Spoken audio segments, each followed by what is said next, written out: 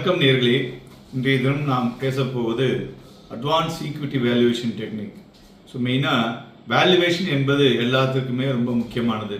வீடு வாங்கினாலும் சரி, சந்தைகளில் ஒரு பொருளை வாங்கினாலும் சரி, அதுபோல் ஸ்டாக் மார்க்கெட்டில் ஷேரை வாங்கினாலும் சரி, வேல்யூவேஷனுங்கிறது ஒரு முக்கியமான ஒரு காம்போனன்ட் இல்லையா? ஸோ இதை பற்றி நம்ம பார்க்கும் பொழுது இதை வேல்யூவேஷனை நம்ம எப்படிலாம் பார்க்க வேண்டும், பர்ஃபார்ம் பண்ண வேண்டும் அப்படிங்கிறத பற்றி தான் பேச போகிறோம். ஸோ கம்பெனியுடைய ஈக்விட்டியில் ஒரு யூனிவர்சலி பெஸ்ட் மெத்தட் என்னன்னு பார்த்தீங்கன்னாக்க இந்த வேல்யூவேஷன் அப்ரோச் தான். ஸோ இது கம்பெனியோட comparable assets or future cash flows or more advanced மாடலில் பார்த்தீங்கன்னாக்க real option or Monte Carlo simulation பேர்.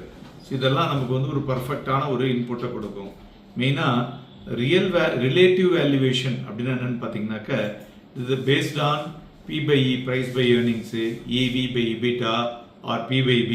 இதை வச்சு அதை சார்ந்த கம்பெனிகள் எப்படி இருக்கு என்பதனை கண்டுபிடிச்சு அந்த மெத்தட் மூலிமா நீங்கள் சூஸிங் ஒரு கம்பெனி கம்பேரபிளாக சிமிலர் சைஸ் இண்டஸ்ட்ரியில் உள்ள ஷேருடைய கேபிட்டல் ஸ்ட்ரக்சரை பார்த்து நம்ம வாங்க முடியும்.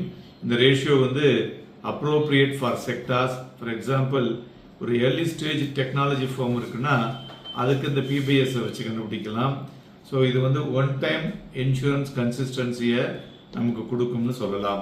ஸோ அதனால் இன்வெஸ்டர் சென்டிமெண்ட் நிறைய மல்டிபிள் வேலை இருக்கும். அதில் இதுவும் ஒரு வழி.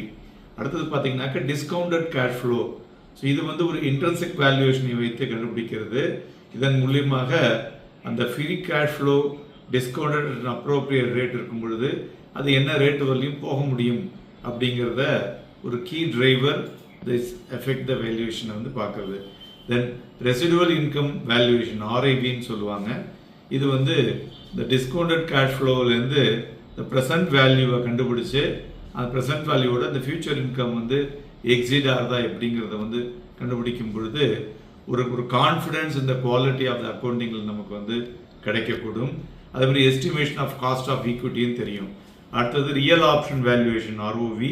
இது பார்த்தீங்கன்னாக்க ஒரு ஸ்ட்ராட்டஜிக் ஃப்ளெக்சிபிலிட்டி இன் த வேல்யூவேஷன். கம்பெனி ஒரு ஆப்ஷன் டு எக்ஸ்பேண்டில் இருப்பாங்க, ஆர் சில ப்ராஜெக்ட் அபண்டன் பண்ணியிருப்பாங்க. அதனால் அவங்களுடைய ஃப்ளெக்சிபிலிட்டியில் எந்த மாடல் அவங்க யூஸ் பண்ணுறாங்க, அதாவது இந்த பிளாக் ஷோஸ் ஆர் பைனாமியல் ட்ரீஸ், அதெல்லாம் பார்க்க வேண்டும். அடுத்தது மாண்டோ கார்லோ சிமுலேஷன்ங்கிறது ஒரு probability modelling method. So this are all better for you to invest. நன்றி, வணக்கம்.